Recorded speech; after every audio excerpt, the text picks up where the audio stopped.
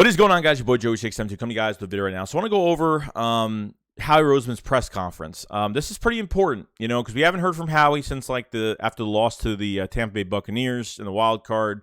And, there's been some time that's passed by to see where Howie is with the draft process and obviously free agency. Now, 95% of this interview is BS, is bull crap at the end of the day. But there were 3 or 4 things that I could say that, I could take into account to where Howie is going with free agency and maybe the draft. So let's get straight into it. Now, number one, he never talked about a quarterback at all. They didn't even talk about the quarterback position whatsoever, which is kind of weird. I don't know why. Probably before, behind the scenes, probably told Dave, don't talk about the quarterback position. We're not talking, probably said something. Who knows? I'm just speculating at this point. Number 2, Howie Roseman doesn't want to be a 4 to 5 year rebuild. He wants to compete right now. That is the, I guess, where he wants to go with this team as of right now.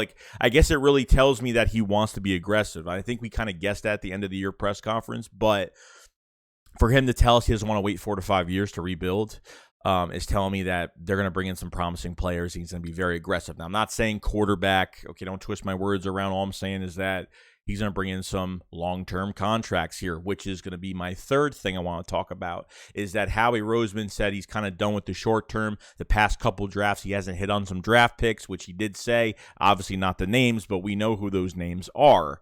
Okay, he wants to bring in long-term contracts here, and I think every team wants to. Obviously, it's another PR statement, but at the same time, yeah, I'm kind of done with these one-year deals. I'm tired of it. I'm just sick of it. And really, we had to allude to these one-year deals the past few years because, obviously, when you have no cap space, you have to sign one-year deals, prove-it deals for players.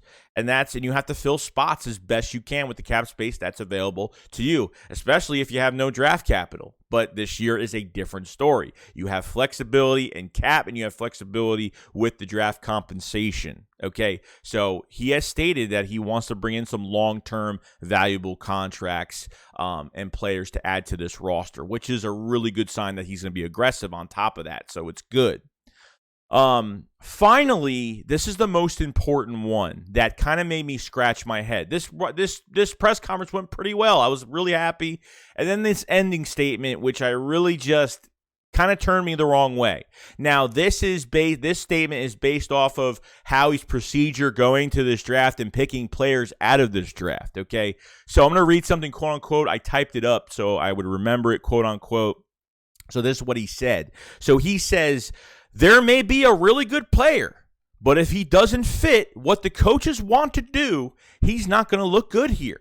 So making sure that makes sense.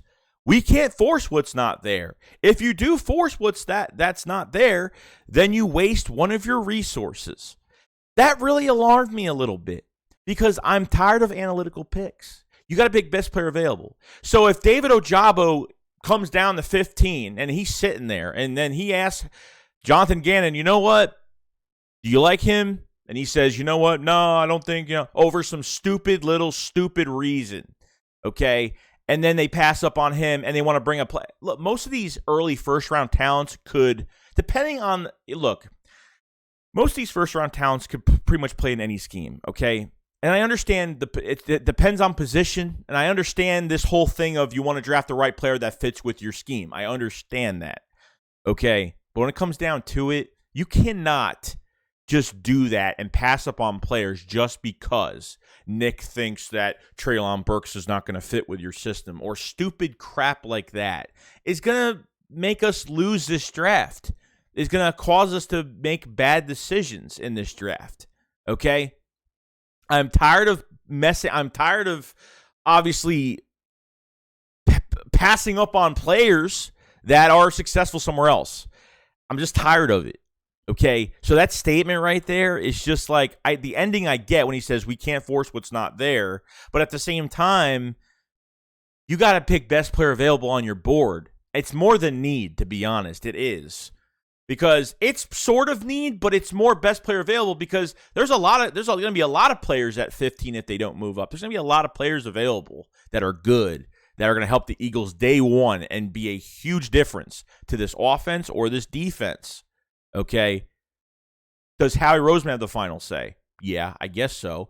Does he first check in with Nick or Jonathan Gannon, whether it's an offensive or defensive player? Sure, I guess that's the case. And then Howie just says, okay, I'm going to pick him.